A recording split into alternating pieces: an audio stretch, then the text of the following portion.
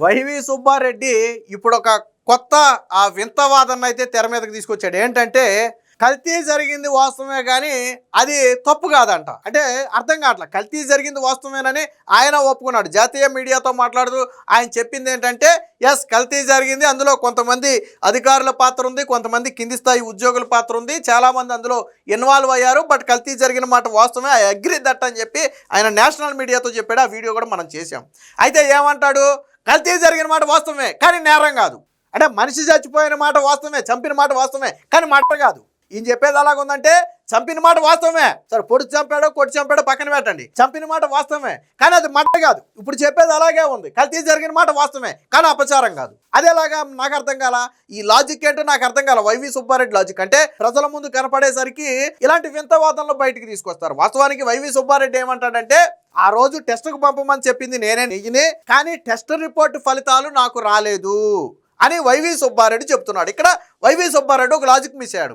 ఏదైనా టీటీడీ బోర్డులో ఒకసారి తీసుకున్నటువంటి నిర్ణయాలను తరువాత బోర్డు సమావేశంలో అడిగి తెలుసుకుంటారు, అవి ఎంతవరకు ఇంప్లిమెంట్ అయ్యాయని అడిగి తెలుసుకుంటారు. మరి ఆ రోజు నెయ్యిని శాంపుల్ టెస్టుకు పంపాలి అని చెప్పినటువంటి వైవి సుబ్బారెడ్డి తరువాత జరిగినటువంటి టీటీడీ బోర్డులో ఎందుకు దాని గురించి అడగలేదు? ఆయన అడిగినా అడగకపోయినా ఆ టెస్టుకు పంపారా లేదా, పంపితే ఫలితాలు వచ్చాయా లేదా, వస్తే ఏ ఫలితాలు వచ్చాయి అనేది వాళ్ళు రికార్డ్స్ ఆ మినిట్స్లో పెట్టాలి. టీటీడీ బోర్డు మినిట్స్లో పెడతారు కూడా. మరి ఎందుకు పెట్టలేదు? నీకు అనుమానం వచ్చి టెస్ట్కు పంపమన్న వ్యక్తివి తర్వాత రిపోర్ట్స్ వచ్చాయా లేదని ఎందుకు అడగలేదు వైవి సుబ్బారెడ్డి? నేనే ఉన్నానండి, నేను ఒక అధికారి, ఫర్ ఎగ్జాంపుల్ ఒక అధికారి, నేనున్న శాఖలో నాకేదో అనుమానం వచ్చింది, దాన్ని ఒక టెస్ట్కి పంపమన్నా, తర్వాత నేను దాని గురించి అడుగుతానా అడగనా? టెస్ట్కు పంపాం కదా, ఏమైంది, వచ్చిందా రాలేదని అడుగుతానా అడగనా? అడుగుతా కదా. మరి వైవి సుబ్బారెడ్డి 4 ఏళ్ల పాటు టీటీడీ చైర్మన్గా ఉండి ఎప్పుడు ఆ టెస్ట్ రిపోర్ట్ల గురించి అడగలేదు అంటే వింత వాదనలాగా ఉందే. కల్తీ జరిగిందని ఆయన ఒప్పుకుంటాడు కానీ టెస్ట్ ఫలితాలు రాలేదు, అది నేరం కాదు, అది నేను కావాలని చేసింది కాదని ఆయనే అంటాడు. కావాలని చేసింది కాదని ఎప్పుడు అనాలి? మీకు తెలియకుండా తప్పు జరుగుండి ఆ తప్పు మీద మీరు కఠిన చర్యలు తీసుకుని ఉంటే అప్పుడు దాన్ని యాక్సెప్ట్ చేస్తారు ప్రజలు. ఆ రోజే మీరు లడ్డూలో కల్తీ విషయాన్ని బయటపెట్టి ఇది నెయ్యి కాదు, నెయ్యి రూపంలో ఏదో ఇలా పంపారు, మేము ఈ కాంట్రాక్ట్ సంస్థను బ్లాక్లో పెడుతున్నాం, వీళ్ళ మీద ఎంక్వైరీ కమిటీ వేస్తున్నామని చెప్పి లేదా కేసులు నమోదు చేస్తున్నామని చెప్పి అప్పుడు స్వచ్ఛమైన నెయ్యి కోసం మేము ఒక కాంట్రాక్ట్ ఇచ్చామని వైవి సుబ్బారెడ్డి చెప్పి ఉంటే అప్పుడు వైవి సుబ్బారెడ్డి నమ్ముతారు. సరేలే, ఆయనకి తెలియకుండా ఏదన్నా అవకతవకలు జరుగుండొచ్చు, బట్ ఆయన వెంటనే రిలీజ్ అయ్యాడు కదా, ఆ మొత్తాన్ని కట్టడి చేశాడు కదా అని మనం అనుకోవచ్చు. కానీ నెయ్యి కల్తీ జరిగిందని తెలిసి కూడా మనం అదే కల్తీ నేతిని మళ్ళీ కాంట్రాక్ట్లు ఇచ్చి మళ్ళీ టెండర్లు పిలిచి మళ్ళీ కథ అంతా నడిపాం కదా, మరి ఎలా మన ప్రమేయం లేదని ఎలా చెప్పుకుంటాం? యాజ్ పర్ టీటీడీ నామ్స్ ప్రకారం వైవి సుబ్బారెడ్డి ఆ మొత్తానికి కూడా సుప్రీం, ఎవరైతే చైర్మన్ కుర్చీలో ఉంటారో వాళ్ళే నిర్ణయాలలో సుప్రీంగా ఉంటారు. టీటీడీ బోర్డు తీసుకునే అంతిమ నిర్ణయాలతో పాటు చైర్మన్ తీసుకునే నిర్ణయాలే ఆ సర్వస్వం. వాస్తవానికి చైర్మన్ కాదు అని బోర్డు ఎప్పుడు చెప్పదు. చైర్మన్ నిర్ణయమే బోర్డు నిర్ణయం, బోర్డు నిర్ణయమే చైర్మన్ నిర్ణయం. బట్ అంతిమంగా సుప్రీం ఎవరయ్యా అంటే చైర్మనే సుప్రీం. సో కానీ అలాంటి సుప్రీం స్థానంలో ఉండి నాకు తెలియకుండా జరిగిందంటే అది చెల్లదు. పోనీ దాని మీద చర్యలు తీసుకున్నారంటే తీసుకోలేదు. సో దీనికి సంబంధించిన వార్తోటి వచ్చింది. ఈయన వింతవాదన ఏంటో ఒకసారి చూద్దాం. కల్తీ నిజమే కానీ నేరం నాది కాదు. CFTRIకి నెయ్యి శాంపుళ్లు పంపాలన్నది నేనే, రిపోర్టు వచ్చిన విషయం మాత్రం నాకు తెలియదు. టీటీడీ మాజీ చైర్మన్ వైవి సుబ్బారెడ్డి చిలక పలుకులు. నెయ్యి కల్తీ జరిగింది, పామాయిల్, పామ్ కేర్న్ ఆయిల్, కొన్ని ఇతర పదార్థాలతో నెయ్యి కల్తీ చేశారని సిట్ నివేదికలో తేలింది. కల్తీ నెయ్యి సరఫరాలో చాలామంది వ్యక్తులు, అధికారుల ప్రమేయం ఉందని, బయట వ్యక్తులు, థర్డ్ పర్సన్స్ పాత్ర ఉందని చెప్పింది.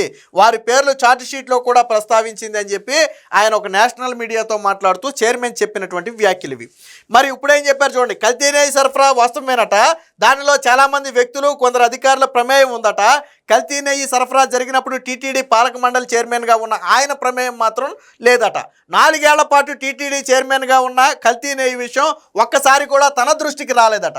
కల్తీ నెయ్యి వ్యవహారంలో తానేదో పులికడిగిన ముత్యం అన్నట్టుగా సుబ్బారెడ్డి వ్యాఖ్యలు చేస్తున్నారు. టీటీడీకి నెయ్యి సరఫరా చేసిన నెయ్యిని రసాయనాలు, పామాయిల్ వంటి వాటితో కల్తీ చేసినట్టుగా సిట్టి చెప్పిందే తప్ప జంతు కొవ్వులు, చేప నూనెలు వంటివి కలిసినట్టు ఎక్కడా చెప్పలేదని సుబ్బారెడ్డి అడ్డగోలుగా బుకాయిస్తున్నారు. ఆయన వాదన చేస్తుంటే మర్డర్ చేసిన హంతకుడు హత్య జరగడం వాస్తవమే, నేను కత్తితో పొడిచి చంపితే తుపాకీతో చంపానంటారేంటి, అలా అనడం తప్పు కదా అని దబాయించినట్టుగా ఉంది. అంటే ముందు కల్తీ జరిగింది, అందులో పామాయిల్ కలిసిందా జంతుకోవు కలిసిందా అనేది సెకండరీ, కల్తీ అనేది ఫస్ట్, అందులో తరువాత ఏం కలిసింది అనేది సెకండరీ. సో ఇక్కడ మనం ఫస్ట్ దాని గురించి మాట్లాడుకుంటే కల్తీ జరిగిందా లేదా ఇక్కడ. అందుకనే ఈ సామెత చెప్పింది, నేను చెప్పిన సామెతకి దగ్గరగా ఇంకో సామెత ఇది. హత్య జరగడం వాస్తవమే, కాకపోతే నేను కత్తితో పొడిచి చంపితే తుపాకీతో కాల్చి చంపానంటారేంటి, నేను ఆల్రెడీ రసాయనాలతో కల్తీ చేస్తే మీరు జంతుకోవుతో కల్తీ చేశారంటారేంటి. ఇది సుబ్బారెడ్డి వాదన. అంటే హత్య జరిగిన మాట వాస్తవమే కానీ చంపింది నేను కాదు, నేరం నాది కాదు. అంటే సుప్రీంగా ఉన్నటువంటి వైవి సుబ్బారెడ్డే తనకు సంబంధం లేదని తప్పించుకునే ప్రయత్నం చేయటం ఇది. అంటే మళ్ళీ ఆల్రెడీ మనం చిన్నప్పన్న గురించి మాట్లాడుకున్నాం. చిన్నప్పన్న మాట్లాడిన ఫోన్ నెంబర్ వైవి సుబ్బారెడ్డిదే. ఆయన ఎంపీగా ఉన్నప్పుడు అధికారిక లెటర్ హ్యాడ్ మీద ఉన్న ఫోన్ నెంబరే ఈ అక్రమాలకు దందాలకు చిన్నప్పన్న వాడిన ఫోన్ నెంబర్. అసలు చిన్నప్పన్నే నీకు తెలియదు అన్నావు. చిన్నప్పన్న ఫోన్ నెంబర్, నీ ఫోన్ నెంబర్ చిన్నప్పన్న దగ్గర ఎందుకుంది? చిన్నప్పన్న ఎందుకు నీ పేరు చెప్పి నీ పిఎస్నో పిఏనో అని చెప్పి ఇతర వ్యక్తులతో ఎందుకు మాట్లాడాడు? మరి 2018 తర్వాత చిన్నప్పన్నతో సంబంధమే లేకపోతే ఈ నెంబర్ ఛార్జ్ షీట్లోకి ఎలా వచ్చింది? YV Subbareddy phone number charge షీట్లోకి ఎందుకు వచ్చింది? ఆయన లెటర్ మ్యాట్ మీద ఉన్నటువంటి ఫోన్ నెంబరే ఛార్జ్ షీట్లో పెట్టారు, ఈ సిట్ రిపోర్ట్లో పెట్టింది. ఆ సిట్ రిపోర్ట్లో ఉన్నటువంటి ఫోన్ నెంబర్ ఎవరిదయ్యా అని ట్రూ కలర్లో చెక్ చేస్తే చిన్నప్పన్న పేరు వస్తుంది, కానీ ఆ ఫోన్ నెంబరే వైవి సుబ్బారెడ్డి లెటర్ హ్యాడ్ మీద ఉంది. అంటే వీళ్ళంతా కలిసి ఆడినటువంటి డ్రామాలు ఇవి. కానీ ఇప్పుడు తప్పించుకునే ప్రయత్నం చేస్తున్నారు. నాణ్యత పెంచాలంటే నిబంధనలను నీరుగార్చాలా? టీటీడీకి అవసరమైనంత నెయ్యి సరఫరా జరగకపోవడంతో అధికారులు నిపుణుల కమిటీని వేసి వారి సిఫారసు మేరకు నిబంధనలు సడలించారు. ఎందుకు సడలించారని తర్వాత మేము అడిగితే ఎక్కువ మంది పాల్గొనేందుకు అవకాశం ఇస్తే పోటీ పెరుగుతుందని, తక్కువ ధరలకు కోట్ చేస్తారని చెప్పారు. నెయ్యి నాణ్యతపై రాజీ పడకుండా టెండర్ నిబంధనలు సడలించామని చెప్పి వైవి సుబ్బారెడ్డి చెప్తున్నటువంటి మాట. నిబంధనలను సడలించి నాణ్యత పెంచాలా? అంతకంటే హాస్యాస్పదం ఉంటుందా? బోలేబాబా డైరీ 1,00,000 కిలోల నకిలీ నెయ్యిని సరఫరా చేసింది. మీరు నిబంధనలు సడలించాకే కదా. నాణ్యత పెంచడం అంటే నెయ్యిని కానీ రసాయనాల మిశ్రమాన్ని కొనడమా? అసలు ఎవరైనా నాణ్యత పెంచడానికి నిబంధనలు సడలిస్తారా అన్నట్టు నిబంధనలు సవరణకు కమిటీ వేసింది. సో ఇక్కడ ఇది కూడా వాస్తవమే కదా. సాధారణంగా టీటీడీ వంటి భక్తుల మన విశ్వాసాలతో ముడిపడినటువంటి దేవాలయాల్లో కావచ్చు, లేదా మత విశ్వాసాలకు సంబంధించిన వాటిలో కావచ్చు, ఏదైనా ఒక విషయం మీద అత్యంత జాగ్రత్త వహించాలి. ఇప్పుడు మనకి ఇంకా నాణ్యమైన నెయ్యి కావాలి అంటే ఇంకా కఠినమైన ఇది పెట్టాలి, మనం నామ్స్ అనేవి ఇంకా కఠినంగా మార్చాలి, అప్పుడు మరింత నాణ్యమైన నెయ్యి వస్తుంది. అలాంటిది పోయి ఇప్పుడు తక్కువ ధరకు టెండర్ పడాల్సిన అవసరం ఏముంది? వాస్తవానికి ఒరిజినల్ నెయ్యి కేజీ మార్కెట్లో ఎక్కడైనా 300కి 350కి ఒరిజినల్ నెయ్యి కేజీ వస్తుందా? 500 రూపాయలు పైబడి ఉన్నటువంటి నెయ్యి 300 రూపాయలకి ఎలా వస్తుందని ఆ రోజు వీళ్ళు అనుకున్నారు. ఎంత బల్కులో కొంటే మట్టికి. టెండర్లో ఎంత తక్కువకు పడితే అంత కల్తీ జరుగుతుందనే విషయం ఎందుకు తెలియదు వీళ్ళకి. అందులో ఇదేదో ఏళ్ల జేబులో నుంచి డబ్బులు తీసి పెడుతున్నట్టు, భక్తుల నుంచి వచ్చిన ఆ విరాళాలే కదా అవన్నీ, మరి వీళ్ళ జేబులో డబ్బులు తీసి పెడుతున్నట్టుగా ఎందుకు ఇలా వ్యవహరించారు? అంటే కావాలని ముడుపుల కోసం, అంటే కల్తీ కూడా ఇంకా చంద్రబాబు గారు ఇంకో మాట కూడా చెప్పారు ఆయన మొన్న, ఇది ఏదో డబ్బు కోసం చేసినట్టుగా కనపడలేదు, విశ్వాసాలను దెబ్బతీయడం కోసం చేసిన కుట్రలాగా కనపడుతుంది, జరిగినటువంటి మహాదాడిలాగా కనపడుతుందని చంద్రబాబు గారు కూడా మాట్లాడారు. అవునేమో అనిపిస్తుంది. ఇది వాస్తవానికి చిన్నపిల్లవాడిని అడిగినా చెప్తారు, మనకి ఇంకా క్వాలిటీ నెయ్యి కావాలంటే నిబంధనలు మరింత కఠినంగా పెంచాలి, మరింత కఠినంగా మార్చాలి. ఈ లడ్డూ ధర ఎంత చేయండి, ఈ సేవా టికెట్ ఎంత చేయండి అని చెప్పిన వైవి సుబ్బారెడ్డి ఈ నిబంధనలు ఎంత కఠినంగా మార్చండి అని ఎందుకు చెప్పాలా? రోజు మిగతా వాటన్నిటిని పెంచిన నువ్వు నిబంధనల విషయం ఎందుకు కఠినంగా చేయలా? ఇది ఎక్కడ లాజిక్? ఈరోజు ఆయన కల్తీ జరిగిందని ఒప్పుకున్నాడు. ఆయన నేషనల్ మీడియాతో కల్తీ జరిగిన మాట వాస్తవం, కానీ జంతు కొవ్వు లేదు. ఓకే, జంతు కొవ్వు లేదు, ఏముంది? నెయ్యి ఉందా? శ్రీవారి లడ్డూని నేతితో తయారు చేయాలి, మీరు నేతితో తయారు చేశారు, అందులో ఏముందో పక్కన పెడదాం కాసేపు. నేతితో తయారు చేశారా? కల్తీ జరిగిన మాట వాస్తవం, కల్తీయే మహాపాపం. అందులో ఇంకా అది కలిపారు ఇది కలిపారు అవన్నీ తర్వాత వస్తాయి. కల్తీ జరిగిందా లేదా అది ఫస్ట్ థింగ్. కల్తీ జరిగిందా లేదా ఇక్కడ వైవి సుబ్బారెడ్డి సమాధానం చెప్పాల్సింది కూడా కల్తీ జరిగిందా లేదా. ఒప్పుకున్నాడు, కల్తీ జరిగింది ఒప్పుకున్నాడు, కానీ జంతుకోవు లేదుగా. మరి ఏముంది అందులో? రసాయనాలు కల్తీ కాదా? నేను ఇందాక ఓ వీడియో కూడా చేశాను, ఈ లడ్డూ తిన్న వాళ్ళకి దద్దుర్లు వస్తున్నాయని చెప్పి 2022లో కొంతమంది భక్తులు వైవి సుబ్బారెడ్డికి ట్యాగ్ చేసి పెట్టారు. ఆ వీడియో కూడా చేశాం, భక్తులు ముందే గ్రహించారు, వీడియో కూడా ఒకటి చేశాం. మనం ఇప్పుడు మాట్లాడుకుంటున్నాం లడ్డు గురించి, లడ్డు వాసన గురించి, నేతి గురించి. కానీ ఇదే విషయాన్ని 2021 నుంచి భక్తులు మొత్తుకుంటున్నారు. లడ్డూలో వాసన లేదు, లడ్డూలో నాణ్యత లేదు, లడ్డు వెంటనే పాడైపోతుంది, ముక్కు దగ్గర పెట్టినా వాసన రావట్లేదు, నేతిలో ఏదో కల్తీ ఉందని అనేక సందర్భాల్లో భక్తులు ఆరోపణలు చేశారు. ఆ వీడియో కూడా చేశాం ఆధారాలతో సహా. అంటే ఆ రోజే గుర్తించారు. ఒక భక్తుడు చేసింది ఏంటి, నేను 40 ఏళ్ళుగా లడ్డూ తింటున్నాను, స్వామివారి లడ్డు. ఇటీవల 6 నెలల నుంచి స్వామివారి లడ్డూ తింటే దద్దుర్లు వస్తున్నాయని చాలామంది నాకు కంప్లైంట్ చేశారు. నేతిలో ఏదో కల్తీ జరుగుతుంది, ఒకసారి చూడండి అని చెప్పి ఒక వ్యక్తి వైవి సుబ్బారెడ్డి ఏదో పోస్ట్ పెడితే దాని కింద ట్యాగ్ చేసి పెట్టాడు. అప్పుడు ఆయనే చైర్మన్. ఎవడో పట్టించుకోవాలా. ఎందుకు పట్టించుకోవాలా అంటే కావాలని చేశారు. ఈవెన్ వైవి సుబ్బారెడ్డి ఇప్పుడే తప్పించుకునే ప్రయత్నం చేస్తున్నాడు. కానీ ప్రొక్యూర్మెంట్ జనరల్ మేనేజర్ సుబ్రహ్మణ్యం స్పష్టంగా చెప్పాడు, ఆయన టెస్ట్కి పంపన్నాడు, మేము టెస్ట్కి పంపాం. టెస్ట్ రిజల్ట్ రావడానికి 2 నెలల సమయం పట్టింది.